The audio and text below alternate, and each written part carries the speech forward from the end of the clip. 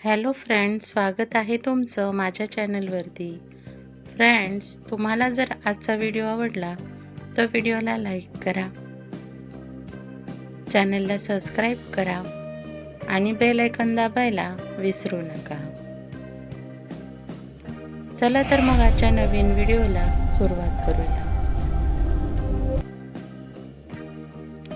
नवरात्रीची पहिली पहाटेचा पवित्र काळ, शरद ऋतूचा आल्हाददायक वातावरण, रात्रीचा गारवा हळूहळू ओसरत होता. पहाटेच्या धुंद हवेत पक्ष्यांची मधुर किलबिल सुरू झाली होती. गावातील प्रत्येक घरात दिव्यांचा प्रकाश आणि शंखनाद ऐकू येत होता, कारण आज होता नवरात्रीचा पहिला दिवस, घटस्थापनेचा दिवस. गावकरी लवकर उठून स्नान करून अंगणात रांगोळ्या काढू लागली. कुठे मातीच्या घंगाळात ज्वारी, गहू, बार्ली पेरली जात होते, तर कुठे कलश सजवून देवीला निमंत्रण दिलं जात होतं. प्रत्येकाच्या मनात एकच विचार, आज शैलपुत्री देवी घरात येणार होती. गरीब भक्तांचं घर. त्या गावातच रामकृष्ण नावाचा एक गरीब शेतकरी राहत होता. संसारात पैसे कमी, कपडे जुने, पण मन मात्र श्रद्धेने श्रीमंत होतं.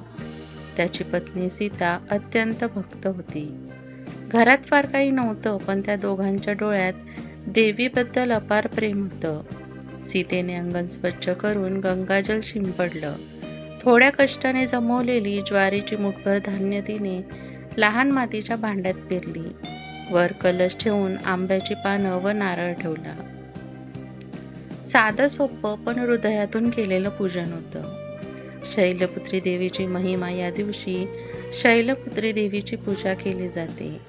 हिमालयाची कन्या आणि भगवान शंकराची अर्धांगिनी असलेली ही देवी नवरात्रीच्या पहिल्या दिवसाची अधिष्ठात्री मानली जाते. तिच्या स्मरणाने साधकाला स्थिरता, शांती आणि श्रद्धेचं वरदान मिळतं.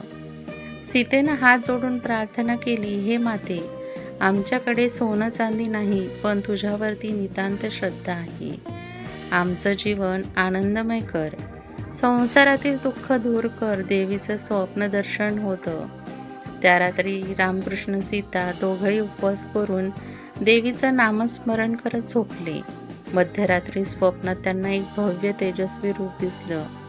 शुभ्र वस्त्र परिधान केलेली, पर्वतासारखी स्थिर मुद्रा असलेली शैलपुत्री देवी त्यांच्यासमोर प्रकट झाली. देवी म्हणाली, हे माझ्या भक्तांनो, मी तुमच्या भक्तीवर प्रसन्न झाली आहे. लवकरच तुमच्या संसारात सुख समृद्धी येईल. सुखाचा आरंभ सुरू होतो. दुसऱ्याच दिवशी सकाळी त्यांच्या दारात गावातील एक श्रीमंत व्यापारी आला. तो म्हणाला, रामकृष्ण, मला स्वप्नात देवीनं सांगितलं की तुला मदत करावी, म्हणून मी तुला बैल, बियाणं आणि शेतीसाठी आवश्यक साधन देतो. हे ऐकून रामकृष्ण सीतेच्या डोळ्यात आनंदाश्रू आले. ते समजले की ही सर्व देवीचीच कृपा आहे. गावकुसातील बदल दिसून येतात. रामकृष्ण मेहनतीनं शेती करू लागला. पीक भरघोस आलं. हळूहळू त्यांच्या संसारात समाधान आणि आनंद नांदू लागलं. सीतेच्या मनात एकच विचार, हे सर्व मातेच्या आशीर्वादामुळेच घडलं.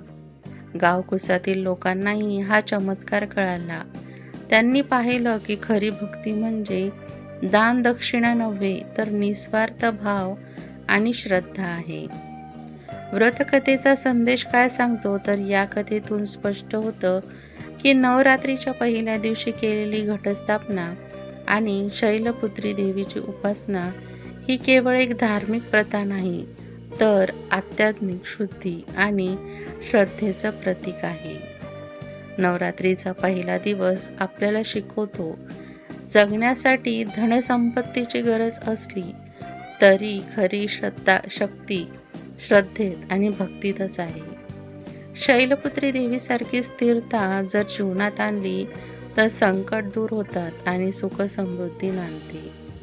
गावकऱ्यांची उत्सुकता. रामकृष्णाच्या घरी झालेले बदल पाहून गावकऱ्यांना आश्चर्य वाटू लागले. जो रामकृष्ण नेहमी फाटके कपडे घालून फिरायचा, तो आता चेहऱ्यावर समाधान घेऊन दिसत होता.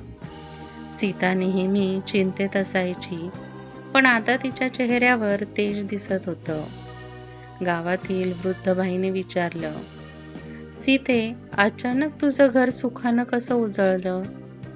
सीता नम्रपणे म्हणाली, हे सर्व आमच्या मातेच्या कृपेचं फळ आहे.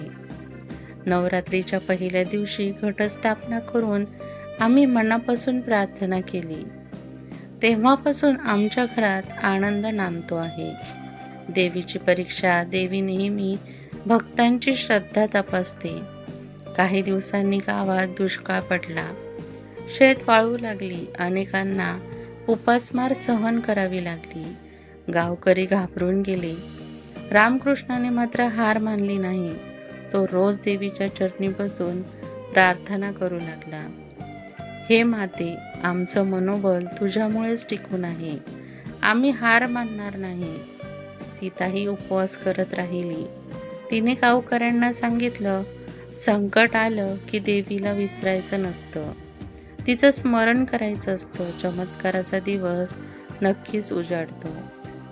एका सकाळी आकाशात काळे ढग जमले. वादळी वाऱ्यानंतर जोरदार पाऊस सुरू झाला. दुष्काळाने त्रस्त झालेल्या जमिनीला जीवनदान मिळालं. शेत पुन्हा हिरवीगार झाली. गावकरी आनंदाने ओरडले, जय माता दी, जय शैलपुत्री.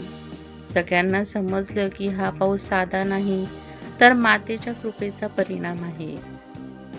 देवीच्या कीर्तीचा प्रसार होतो. त्या दिवसानंतर गावातल्या प्रत्येक घरात नवरात्र मोठ्या भक्तीनं साजरी होऊ लागली.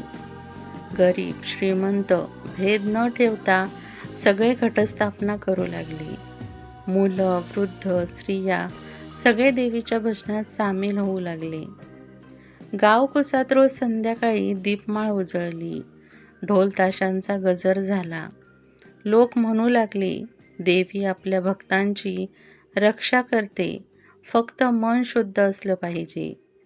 रामकृष्ण सीतेचं सुखी आयुष्य हळूहळू रामकृष्ण सीतेचं आयुष्य बदललं. त्यांची शेती भरभराटीला आली. घरात पाहुण्यांची वर्दळ सुरू झाली. ते स्वतःवर आलेलं सुख फक्त स्वतःपुरतं न ठेवता इतर गरिबांना मदत करू लागले. रामकृष्ण म्हणायचा, हे सुख आपलं नाही, हे तर मातेचं आहे. आपण ते इतरांसोबत वाटलं पाहिजे. गावकऱ्यांच्या डोळ्यातून अश्रू यायचे, कारण त्यांना खऱ्या भक्तीचं उदाहरण रामकृष्ण सीतेत दिसत होतं. व्रतकथेचं महत्त्व गावातील पुजारी यांनी सांगितलं. नवरात्रीचा पहिला दिवस हा फक्त सण नाही, तर आत्मशुद्धीचा दिवस आहे. या दिवशी शैलपुत्री देवीचं स्मरण केलं तर भक्ताला स्थैर्य, शांती आणि सुख लाभतं.